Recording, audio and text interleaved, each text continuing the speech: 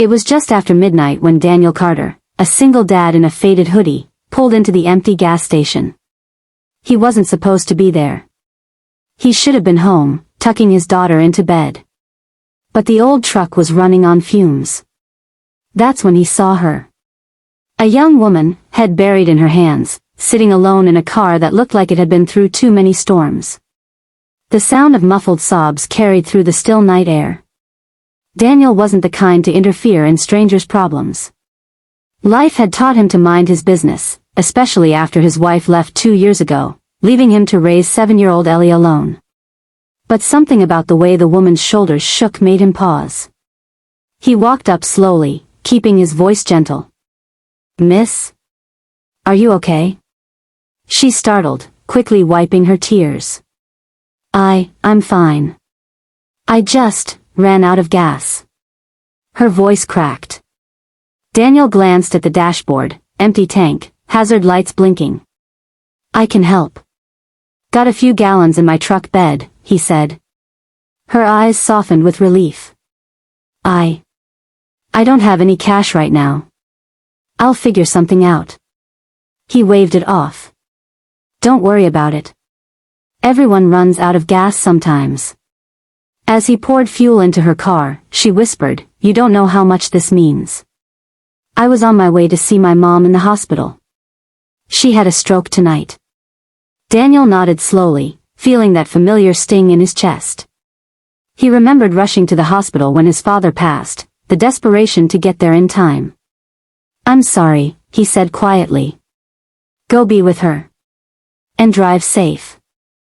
When she tried to give him her phone number to pay him back later, Daniel shook his head.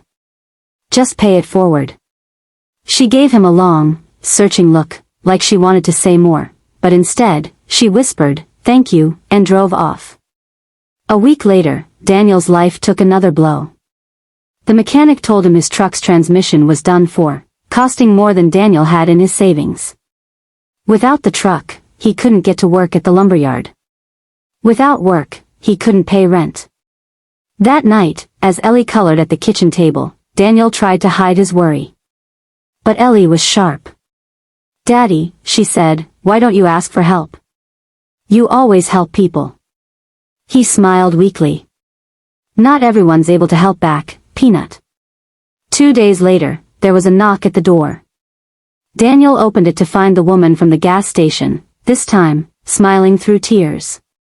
"You probably don't remember me," she began, "but last week, you gave me gas when I was stranded." Daniel nodded, surprised. "Of course I remember." She took a deep breath. "My mom made it through surgery. She's in recovery now. I told her about you, and she said, that man showed you what real kindness is. Don't let it end there." Daniel swallowed hard, unsure what she meant, until she handed him an envelope. The gift. Inside was a check. Enough to not only fix his truck, but to pay off his overdue bills. Daniel froze. I can't take this." "You can," she said firmly. "I work in community grants for a nonprofit. When my mom heard your story, she told me about a fund we have for local heroes, people who help others without expecting anything in return. You qualify." Tears welled in Daniel's eyes. All he had done was pour a few gallons of gas, yet it had come back to him in a way he never imagined. That weekend, Daniel and Ellie visited the hospital to meet the woman's mom.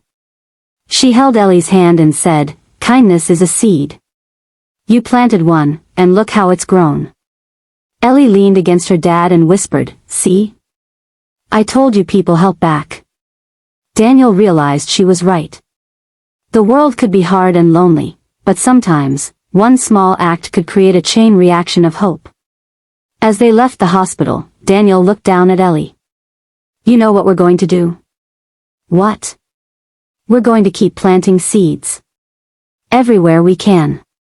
And for the first time in years, Daniel felt like the road ahead, though uncertain, was full of light.